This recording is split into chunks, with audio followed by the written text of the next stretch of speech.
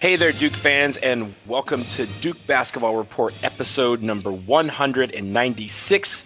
It is Sunday, March 1st. We're recording in the morning, and yes, it is finally March. I know February was only 29 days, but to me, it felt like 6 weeks. Before we recap the last day of February, I'm your host this week, Donald Wine. I am here at my home in Washington, D.C. I have my two friends with me. First in Atlanta, Jason Evans. Jason, good morning. Hey, Donald. Not a fun week for Blue Devil fans, but I'll tell you something crazy. I actually feel a little bit better about the team after the Virginia loss than I did after the Wake Forest loss. Don't feel good, but a little bit better. Okay, save the reason why until we start recapping. Before we do that, I'm going to bring in my other host, Sam Klein. Sam, you were at the game last night, weren't you? Yes, and I am still in Charlottesville. I'll be leaving after we finish this show. So I was on hand at the John Paul Jones Arena last night. My first time here at, not my first time in Charlottesville, but my first time at a basketball game at UVA. Well, let's get right into it because yesterday was difficult. The last day of February, we went up to John Paul Jones Arena in Charlottesville, Virginia to take on the Cavaliers. And a tough game. We ultimately fell 52-50. Sam, since you were in the building, I'm going to start with you with this question. 50 points, far and away the lowest number of points we have scored in a game this season. What happened on the offensive end that led to this dismal output? I think you have to start with Vernon Carey being so effective against Virginia's double team. I was surprised at how good he was at getting through guys as often as he could. I think the challenge was that it was sort of partially on him to look around and more so on the rest of the guys around the perimeter to get open outside of Virginia's pack line defense to be able to make shots. And Carey continually was not able to find his teammates. So while he was able to rack up points and draw fouls, it was really on the perimeter players to not get open. And that was the big trouble against Virginia. You know how Virginia's going to play defense. You know how, and Duke was actually doing a good job of disrupting Virginia's offense, which we know is not good. So Duke was able to get points in transition, which and given that they only scored 50, that stands to further highlight how poorly Duke's outside game was against Virginia. So I've got a question because what Sam said was entirely accurate about. Thank you, Jason. There you go. I thought Carey was doing a nice job of relocating the ball. We've seen a lot of that from him lately. We talked the other day. He had a game where he had like 0 assists or 1 assist, where we said it was like his best passing game of the year. And teams are clearly saying we cannot stop Vernon Carey in the post one-on-one. We must double team him. And if you're going to double team a guy, that guy's got to make good passes. Carey made good passes, I thought. Here's my question. Why did Coach K play the guys he played? Because we have 3 guys on this team who've shown they are capable of bombing away from outside and really beating teams on the perimeter. Those guys are Matthew Hurt, Alex O'Connell, and Joey Baker. And at various games over the course of this year, those guys have sparked the team and carried us sometimes to comfortable victory. And those 3 guys like barely played yesterday. And Matthew Hurt especially. I thought the most surprising thing, Jason, I'm glad you brought that up. The most surprising thing to me was how little Matthew Hurt played relative to Javin DeLaurier. DeLaurier had a pretty decent game on defense, but the lack of contribution that he makes on offense makes it so hard to defend that kind of rotation decision. You can't do 4 out and 1 in when Javin DeLaurier, unless Javin is the one, when Javin DeLaurier is in the game. We have seen almost none of Vernon Carey and Javin DeLaurier playing together this season until yesterday. It was bizarre. The thing for Duke, though, that I think we need to make sure we remain calm about from this game is that Virginia was playing Diakite and Jay Huff together for most of the game, 2 notionally big men. Diakite is really a mobile big, but Huff is a big man. He can step outside, but he's a big guy. And Carey was guarding Huff, I think, most of the night. So DeLaurier was on Diakite, and I think that was the plan, was contain those guys. Unfortunately, Huff decides, just like last year in his game against Duke, Huff decides to have far and away his best game. He's an of the All-American season. against us. Yeah. Nobody takes the. I don't know if it's he's upset that Duke didn't recruit him because he's from Durham, so probably watched a lot of Duke games as a kid. But man, when Jay Huff steps on the court against Duke, he turns into like Sheldon Williams crossed with like Giannis, right? And he's amazing. And that's it, despite the fact that last year in the first game at Cameron, Zion Williamson dunked him out of college basketball. Like this. Yeah, he somehow had the still gall there. to come back. He's still there somehow. Yeah. He's still there and bombing threes, and he does everything right against Duke. So I think I know, Donald, you wanted to start with the offense. I wanted to start with Jay Huff. Yeah, please. The story of the game is at the rim, because I've cited this stat a few times in recent games. Duke was 9 of 26 on shots at the rim. That's 34%. 9 of 26 on shots at the rim. That means, and he blocked 10 of them. Yeah, we're within 3 feet of the basket. We didn't score. I mean, that's the difference in the game. Duke also, I think the other story here is that Duke had a lot of easy shots that, even though they didn't get tipped, didn't go in. Joey Baker had a couple of them. Vernon Carey had a couple of them. Trey Jones had a couple. And it wasn't just directly at the rim, but where Duke players would get 6-7 feet from the basket and pull up. Trey Jones did it a couple times. Wendell Moore did it a couple times. I didn't understand the decision making, because sometimes it happens late in the shot clock, and Virginia loves to grind opponents down to the end of the shot clock. And by the way, as a side note on the sort of experience at John Paul Jones Arena, the fans are really excited. Obviously, it's the Duke game. It's towards the end of the season. They're making a great push, so everyone's excited to be there. When Virginia commits or forces a team to commit a shot clock violation, that place goes out of control. They love seeing other teams commit shot clock violations against them. It's honestly like one of the purest forms of basketball fandom that I've ever seen. Is Virginia fans going nuts? They all, when the shot clock violation happens, they all start mashing themselves on the head to mimic the referee signal. But regardless, there were times when Duke wasn't. Yeah, I needed to mention that because it was so fun. Regardless of that, there were times when Duke was taking these strange contested 6, 7, 8 footers when they could have kept passing the ball around. I thought what was so weird is that despite Vernon Carey having to dribble into double teams and take these bad shots, Duke was actually making good passes on the perimeter. They were setting up offense, and you could almost feel like Virginia's defense was giving Duke an excuse to play better offense. Like, Duke hasn't been challenged on offense in this way against very many teams this season. Virginia is one of the best defensive teams that anyone is going to face. And it felt like the perimeter players were up to the challenge as far as weaving the ball in and out, trying to run motion, even though it's hard to do that against Virginia. That's why it's so strange to have seen that disconnect. Really quick, there were moments where Goldwire, Delorier, and Wendell Moore were in the game together. To not shoot any threes. I mean, those are 3 guys that are not offensive players. Just period, end of story. They're not offensive players. And when and look, and Cassius Stanley had probably his worst game in a Duke uniform. An awful offensive game. I mean, to me, I mentioned that at the rim, the story of the game was at the rim, and Jay Huff blocking all of Duke's shots and dunking all of his own shots. But to me, the other story was Virginia had a secondary player step up in Jay Huff, and Duke had Trey Jones and Vernon Carey, and no one else stepped up. Javin DeLaurier scored 6 points and was our 3rd leading scorer. I guarantee you, Javin DeLaurier has not been our 3rd leading scorer, probably not even our 4th leading scorer in a single game this year. Nor does he want to be. No, exactly. Right. Not his role. Duke needs one of these other guys to have stepped up. And, and part of it is I feel like Coach K didn't allow them to. Alex O'Connell, 3 minutes. Joey Baker, 9 minutes. Matthew Hurt, 9 minutes.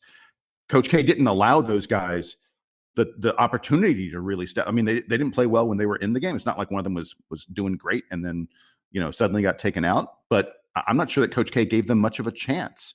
And I worry that there's so much uncertainty about the depth that I'm not sure guys are mentally prepared for the game. I may be wrong about this. Jack White played only 8 minutes in our past 3 games. And this game, he suddenly plays 14 minutes.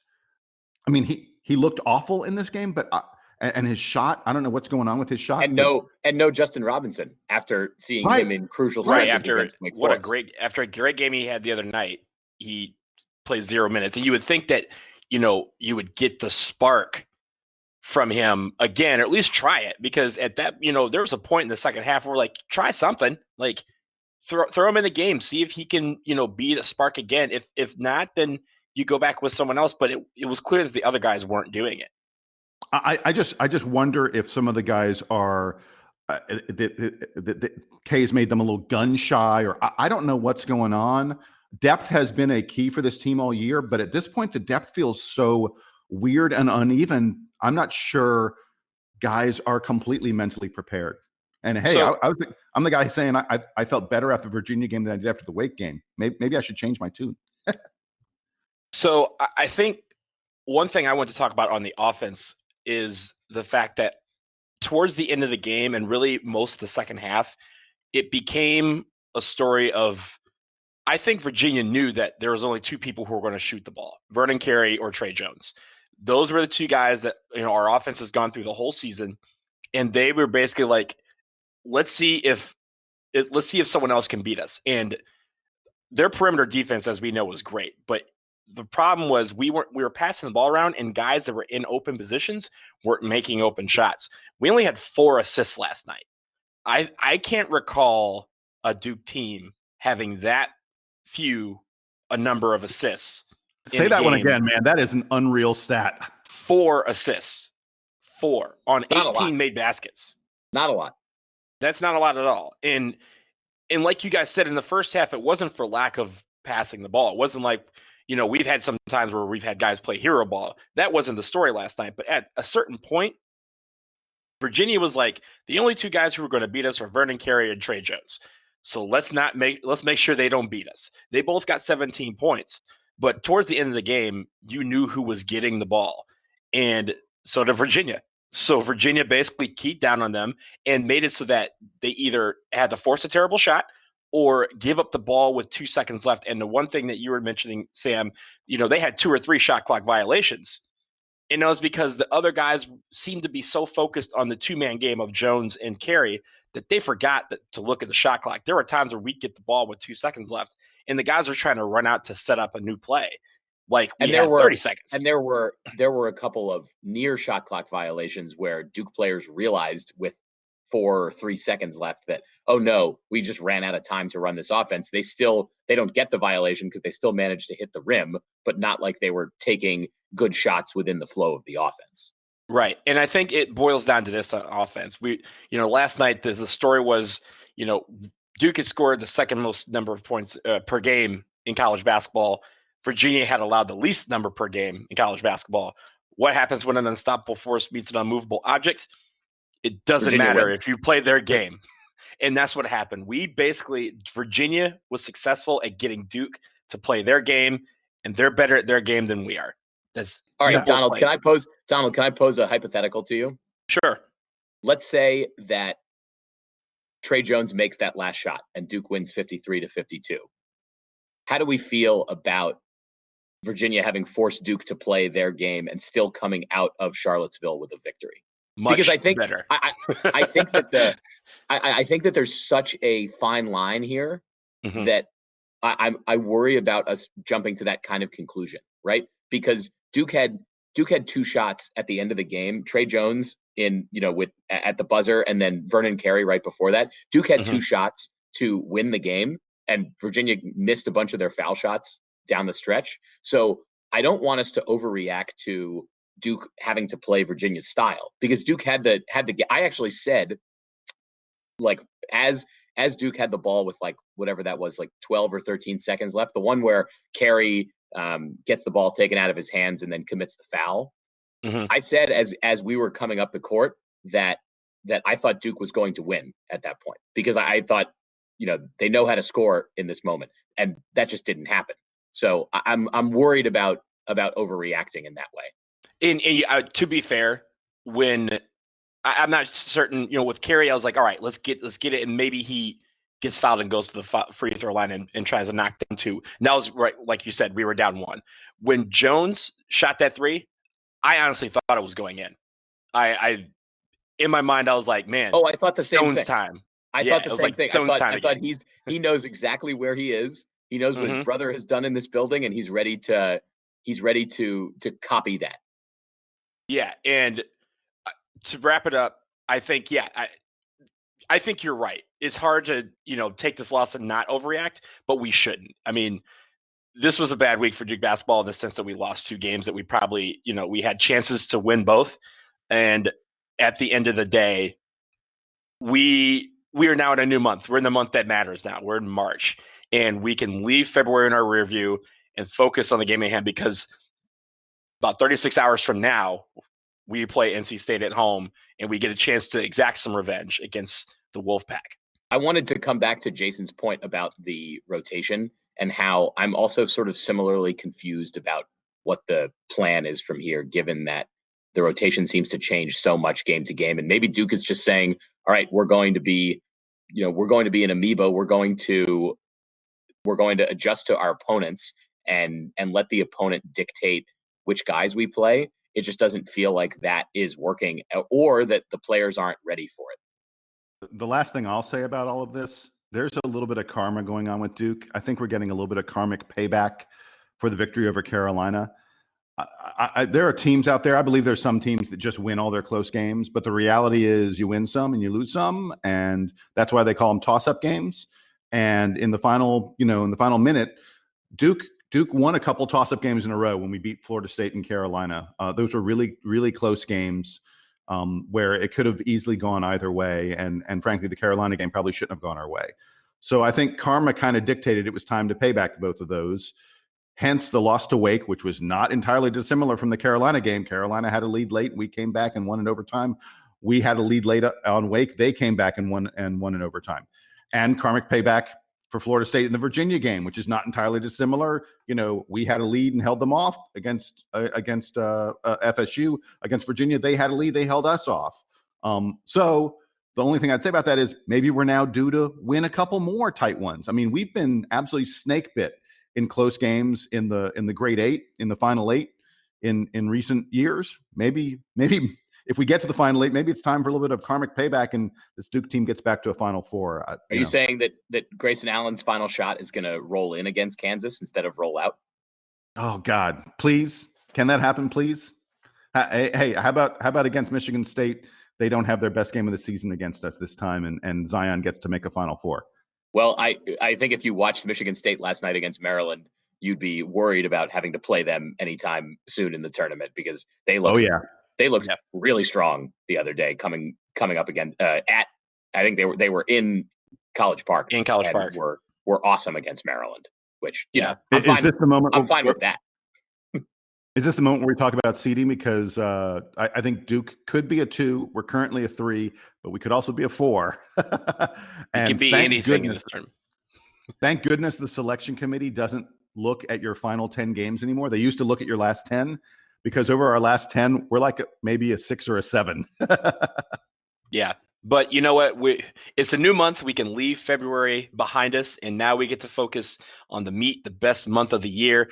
We will start with our preview of the game tomorrow against NC State. But first, this word.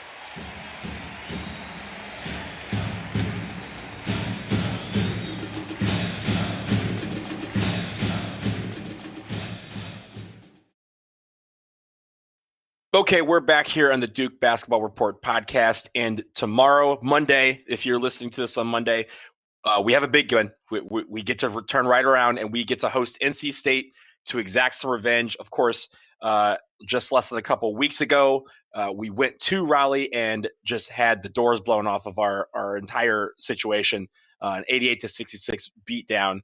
Now it's time to get back to business and exact some revenge. Jason, I start with you. What do you look for against the Wolfpack? What do we need to do better to beat the Wolfpack at home? Well, we can't allow them to once again just bomb away from 3 and get to the rim at will The same keys to the game that we had when we played them a week ago are still the same keys that exist here, which is Markel Johnson can't have a huge game. He was an absolute monster against us, and they can't have sort of one or two of those side players. They've got good other players who sometimes step up and sometimes don't.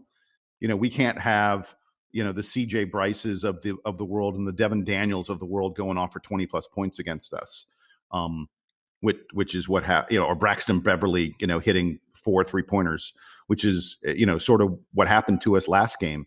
And this NC State team, like literally, they beat us, and you would think they could use that as a launching pad to make their real case for the NCAA tournament. And instead, they turned around. They immediately lost a home game to Florida State. Not embarrassing, not a horrible thing. And then they went and they lost on the road to North Carolina. Not embarrassing, not a horrible thing, but not the kind of thing that's going to get you in the NCAA tournament. They won at home against Pittsburgh. Very close game, 77-73. They beat Pittsburgh over the weekend. But basically, as they have done throughout their recent years, they played great against Duke. They play very mediocre against everybody else. And hopefully they'll play mediocre against us on Monday because I'm sick of them playing way better than they're supposed to. That's no fun. But they're not going to make the tournament. NC State beating Duke by 20 and then losing to North Carolina is pretty much the story of NC State. Yeah. But they're not going to make. I think even if they beat us, they're probably not going to make the tournament. But their only hope of making the tournament is to beat us at this point. Because they're 9-9 in the conference. Even if they get to 11-9, I think they're probably not in. If the only thing they're hanging their hat on is we beat a Duke team that is clearly fading. That's all they got, and it's on them. They had the opportunity. They had games out there they could have won that would have gotten them in the tournament. They should be way better than 9-9 in the conference right now. But I just hope they don't rise up again. We've seen enough of that. Sam, what are you looking for against NC State? I want Duke to make some shots. I think that was a trouble against them in Raleigh. I think it was obviously a big flaw against Virginia. Duke will be back home in Cameron on Monday, which always helps for the shooting. The guys I hope will be motivated to exact some revenge on the Wolfpack, given that the loss is still pretty recent and probably I would think that the NC State loss is the one that stings the most, because I think it's the one where Duke played the most poorly throughout the game. Like the Virginia loss hurts because it was right at the end and Duke had opportunities to win the game and didn't. I think the NC State loss hurts the most because it was the worst sort of overall effort. So hopefully the players are motivated. Hopefully, and there are worlds, by the way, the Wake law. There are worlds where Duke ends up winning that Wake game easily by double digits. I mean, right, definitely. Duke knows it could have. I agree. The NC State game is the worst game. Yeah, NC State was the game where Duke was out of it most of the game and didn't really show that they were able to mount the comeback. So if you're trying to take silver linings away from losses, that was the toughest one. So hopefully that means that they'll be in the mode to get back to it. And then also, honestly, that they recover mentally from the Virginia loss, because I think it was a tough one for them to swallow. They'll look back at NC State and say, "Ugh, what a bad loss we had that night." But it's a good one to forget. It's a good one to try to bury away. The Virginia one is going to feel fresh, and not only that, Duke knows that North Carolina is coming in at the end of this week. So the focus is going to be a little all over the place. Hopefully, Coach K can point to the calendar and say, as Donald noted at the beginning of the show, guys, it's March, and things just matter a little bit more now than they have the rest of the season. I'm not sure which version of Duke we're going to get on Monday night, but hopefully it's the one that can make a few more shots from the perimeter to put away an NC State team that Duke should be, as we noted last time, a team that Duke should be beating by 10, 15 points if they are at home. And if we have the Cameron crowd behind the team. So for me, I want to see renewed emphasis on winning the paint, and particularly on defense. And what I mean is I want to see us get back to rebounding like we were rebounding at the beginning of the season. When at the beginning of the season, we were killing people on the boards. And that led to a lot of transition buckets. It led to us really just taking the momentum away from any team that we faced. the last few games we've gotten away from that. We've been out rebounded in every game, I believe, in February. You can check me on that, but I know at least most of them we were out rebounded, and we shouldn't have been. When there are nights when we have off shooting, it still didn't matter because we had the offensive boards to really keep ourselves in the game or take the other team out of it. And I believe that the core of us playing poorly in the paint has boiled down to we need to be more assertive on defense, getting block shots. We used to block a lot of shots. We don't block that many shots anymore. Remember? Well, no. And getting rebounds. Duke had some decent blocks against Virginia. Yes, but just Virginia was returning all those blocks in kind. Right, but it was also not a that was an aberration when it came to this month. We weren't really doing much inside the paint and defense. We were letting guys get to the rim at will. But that whole thing, that whole intensity that we were lacking, it starts on defense. If we can get rebounds, if we can shut down whatever offensive sputter that the opponent has on one shot and go, that is where we got a lot of transition points. That's where we got a lot of our momentum. That's where we'd see Cassius fly through the air, or a Vernon Carey alley-oop. That's where we start taking people out of the game. And I think for us, it boils down to let's be more assertive on defense. Let's get some communication and really protect the paint. Monday night is our house. We have to actually play like it's our house this entire week. One thing I will note, the last 3 weeks, we have had 3 chances to take the sole possession of first in the ACC because of losses to Florida State or Louisville. 3 times we did not do that. We don't have a chance to do that this week. We're now, I believe, in 4th place. So now we can just play. We can just play these last 2 games at Cameron, play against NC State and UNC, our 2 triangle rivals, and really just focus on beating those guys and preparing for the tournament, NCAA and ACC, because we don't have to worry about our seeding anymore. There's still some things that can fluctuate, but if we worry about it, that's when we falter. I think this team should just focus on interior defense and really getting out and making some transition buckets that we used to at the beginning of the season, because if we do that, we're going to be okay. You brought up rebounding, and I'm so glad you did. That is the most identifiable thing that has sloughed off, I think, for this Duke team in recent weeks. For the entire season, Duke is one of the 20 best offensive rebounding teams in the country. But over the past 10 games, we're 77th in offensive rebounding percentage.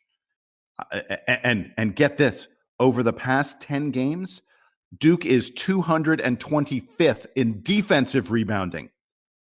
We're a well below average, almost one of the bottom 100 teams in college basketball in defensive rebounding over our past 10 games. So the rebounding, to say it slipped doesn't even do it justice. We are really struggling on rebounding lately, and it's making a big difference in what kind of team we are. And it shows up every place. Your offensive and your defensive efficiency, when you get an offensive rebound and score a basket, it helps. When you give up a defensive or an offensive rebound to the other team and they score, this is this is an area we've been get good at it again. I'm so glad you brought that up, Donald. It will be a huge factor against NC State and especially against the Tar Heels later this week. Yeah, so we will preview the UNC game later on this week, but Monday night, Cameron, I'll be there. I know Sam will be there. It's going to be a good game, and really a very important one as we try to right the ship from last week and really the whole last month and make March our month.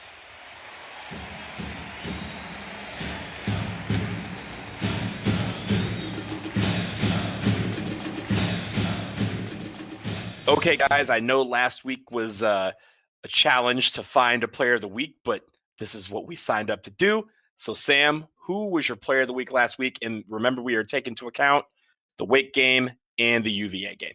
I think if Justin Robinson had played 1 minute against UVA, I could justify giving it to him. I think if Trey Jones had made that final game winner against Virginia, I could have given it to him. I think if Vernon Carey had played more against Wake Forest and been more impactful, I could have given it to him. No one else on the team really did anything to impress me. So I think I'll take Nolan Smith's continuing good sense of style on the sideline as my player of the week. I don't have anybody for this week that I want to highlight. That's fair. Jason, what do you got? Can I just say that I kind of like Sam's pick? I think I want to go with Nolan Smith's outfit because it's not a week where there were a lot of guys who played well. I think I'm going to pick Vernon Carey. I feel like against Wake, had he not fouled out, he would have had a pretty big stat line and a pretty good week. And I'm not sure. I think the refs called things pretty tight on him a couple times. So I'm not going to entirely 100% blame him for fouling out. So, and I thought he played well against Virginia. We kept on getting him the ball, which I want us to do. And I feel like he could have taken it up stronger a little bit, especially like the very last play. He hesitated. He pumped fake, and he should have just gone up and stuffed that thing and won the game. So, Jason, in summary, I'll take Vernon Carey as my player. Jason, in summary, your player of the week in the first game wasn't adjusting to the way the refs were calling the game, and in the second game didn't go up hard enough, especially in crunch time. Yes, that is who I am taking, and it is a sign of the week that everyone else had that's my pick. Sorry. Yeah, it's difficult, but here's the thing. I'm going to go with Justin Robinson. When he played against Wake, I thought he came in and was the spark of the team. He brought us all the way back in the first half. He was instrumental in keeping us in the game with literally everything. He had steals, he had assists, he had dunks, he had blocks. He even tried a three-pointer. It didn't work out, but at least he was trying. And honestly, if he had played a minute against Virginia, we might have won the game. You never know. So I'm going to go with Justin Robinson just to show him love for what he did against Wake, because I thought it was something that was worth noting. I got no problem with that pick. No problem at all. And now we are going to parting shots. And Jason, I will let you do your parting shot first. I want to do a little Dukie in the NBA thing really quickly. Look, everybody talked about Zion Williamson. And by the way, folks, Zion Williamson, it was reported this past week, gave a gift to all his teammates on the Pelicans. He gave them all Mardi Gras themed Beats by Dre, which are really cool looking. You can find them online. I mean, what a great guy. He's a rookie. He's only played like a dozen games, and he's given gifts to all his teammates, and they all loved him. But the guys I want to talk about, did y'all see what Seth Curry did the other day? Seth Curry went 8 of 9 from 3, 13 of 15 overall on Saturday night, and it was the highest effective field goal percentage in a single game in NBA history. NBA history. He set the record. He had essentially the best shooting game anyone in the NBA has ever had, ever. He has been really balling out for Dallas lately. He's averaging 18.5 points per game in February. Seth Curry is averaging 18.5 points per game. And also in February, he's hitting 60% of his threes. Damn. And then the other guy I wanted to shout out, and I'm from Atlanta, Cam Reddish is playing really good ball for the Hawks. He is doing exactly what you want to see from a rookie. He's improving every month of the season. His first month in October, he averaged 5 points per game. November, he averaged 8 points per game. December, 9.5 points per game. January, 11.9 points per game. And now in February, 13.5 points per game. And he's hitting more of his threes. In January and February, he's hitting close to 40% of his three-pointers.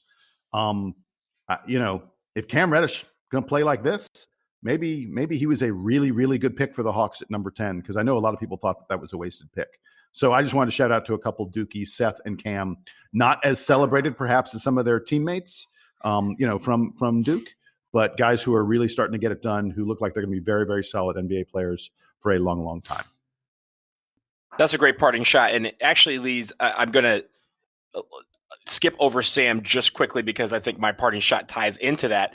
Mine also deals with Dukies in the NBA. And did you guys see the other day, I guess this was Sunday or a Saturday, did you see Jason Tatum channel his inner Trey Jones?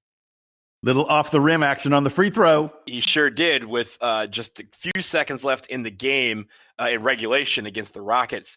They were down 3. The Celtics were down 3 to the Rockets. He's at the line, and he intentionally misses the free throw off the front rim, tips it back out to his teammate Jaylen Brown, who nails a dagger three-pointer in the face of everybody on the Rockets to tie the game at the buzzer and send it to overtime. Besides all of that, Jason Tatum has been lights out this entire, since January 1st. He has been dominating the NBA. He is one of the better players, top 15, maybe even 10 players in the NBA this season. So if you have not been watching Jason Tatum play, it is a sight to see. You need to watch. I hate the Celtics, but he had 50 plus. Damn it, I love love Jason he had Tatum. 50 plus the other day. I mean, that's yes. a serious NBA. They don't player. call him Jay Smooth for nothing. He's smooth. He's been smooth all season, and definitely another just example of how the brotherhood is just dominating, lights out in the NBA. Yo, crazy. Wait, crazy thing. Jason Tatum would be a senior if he'd stayed at Duke right now. Mm-hmm. We'd be pretty good with him on the team. And speaking of brotherhood, real quick note, for those of you in DC on April 1st, the Bayou Brotherhood is coming into town, and yours truly will be in the building. Duke DC is doing a pregame event with somebody from the Pelicans, and then a postgame event where we get to meet either one of the players or Trajan Langdon. So that's going to be pretty cool. So if you are in DC, you probably should get on that wait list right now because it's already sold out, and we're trying to find more space, but that should be a fun time to watch the Bayou Brotherhood come. Zion is probably going to go off for 92 points against the Wizards because the Wizards aren't that good right now, other than Bradley Beal. Sam, what do you have for a parting shot?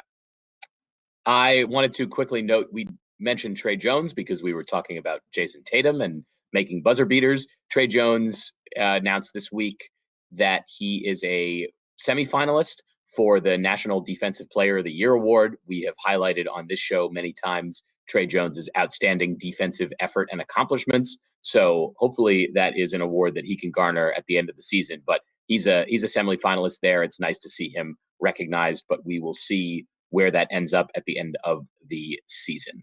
Only 10 guys on the list. I mean, that's elite company that he's in, and he's one of the favorites for sure. Definitely. He's one of the favorites for that, and he's on the list for National Player of the Year. Him and Vernon Carey are going to hopefully be receiving a lot of postseason awards.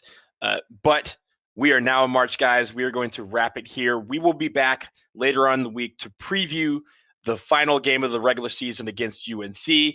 I would say big game, but UNC has not been playing well, and hopefully we will be playing much better in Cameron on senior night. But until then, for Sam in Charlottesville on his way back to Durham, I will see you tomorrow. For Jason in Atlanta, I am Donald Wine in Washington, D.C. This is episode number 196. And as always, Duke Band, take us home.